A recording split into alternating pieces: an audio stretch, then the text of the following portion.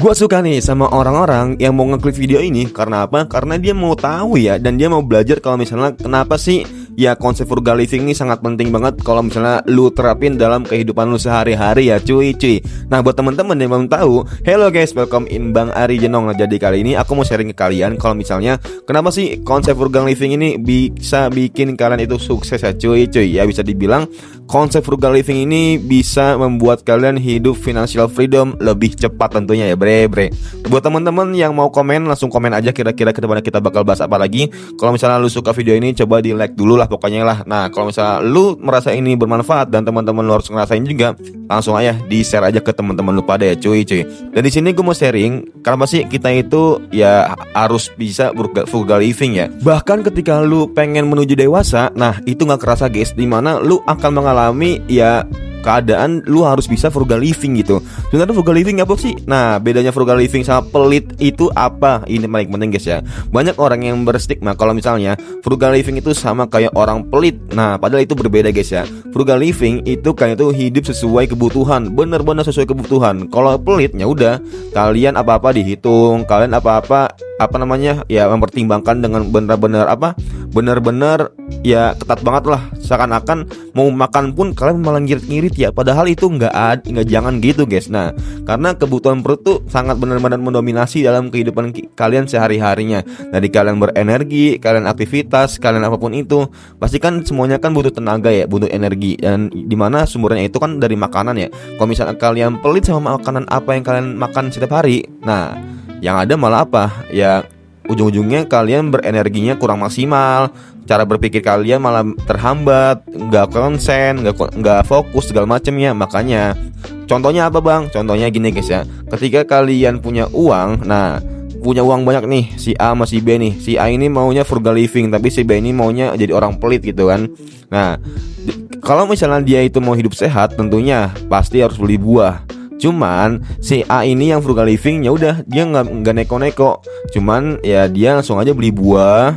Habis beli buahnya udah diolah jadi jus, jadi cemilan dan lain-lain. Beda lagi sama si B yang dia mikir-mikir kalau misalnya buat beli makanan, padahal kan duitnya banyak ya, cuman dia pelit gitu terhadap kesehatan dia sendiri. Ujung-ujungnya apa?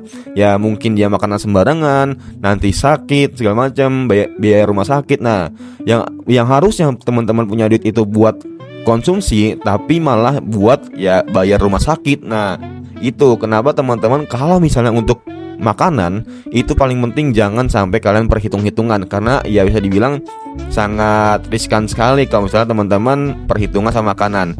Dan konsep frugal living ini tentunya membuat kita sadar kalau misalnya akan pentingnya, atau ya bisa dibilang keuangan kita tuh harus benar-benar bisa teratur lah. Dari mulai kita beli suatu hal yang penting, dan pentingnya ini sesuai dengan kebutuhan kita, bukan sesuai dengan keinginan kita. Berbeda guys ya. Ketika kita beli something yang sesuai dengan keinginan kita, itu akan berbeda dengan apa yang kita butuhkan sebenarnya.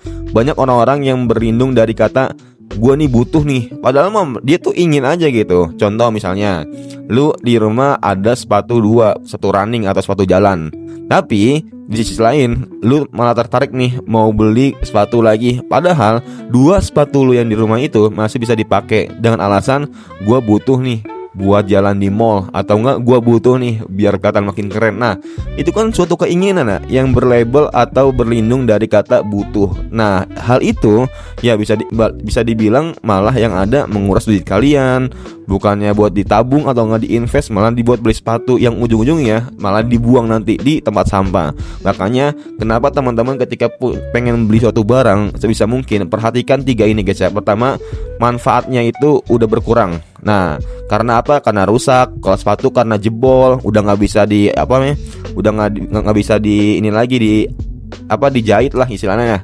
Nah yang kedua itu emang udah kekecilan. Tentunya kalian nggak mau maksa kan. Kalau misalnya sesuatunya itu udah kekecilan atau enggak udah karena kalian makin besar, makin tumbuh, itu perlu dibeli ya guys ya. Yang ketiga, hilang.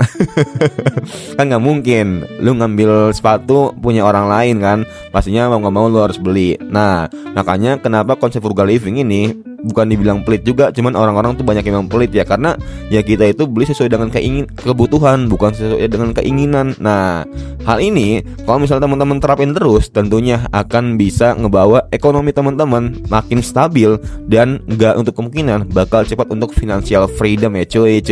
Makanya kalau misalnya teman-teman belum percaya nih, cobain konsep frugal living sendiri. Ya nggak kerasa sih, teman-teman belajar aja sehari, sebulan, 1 tahun. Nah, kalian akan ngerasain pengeluaran kalian yang seharusnya itu 15 juta per bulan.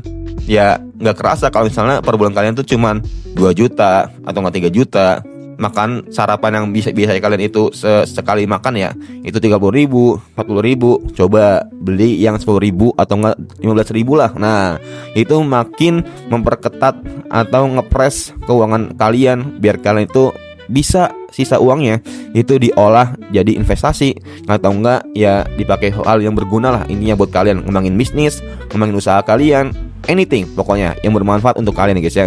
Mungkin itu aja guys ya, kenapa konsep frugal living ini bisa ngebawa kesuksesan buat kalian. Tentunya ya dengan frugal living ini pastinya orang-orang akan berhemat dan nggak menabung. Oke, menabung, hemat oke. Nah, cuman uangnya itu diputar ya di dalam investasi atau enggak di dalam ya apapun itu yang sekiranya bisa diputar uangnya ya cuy.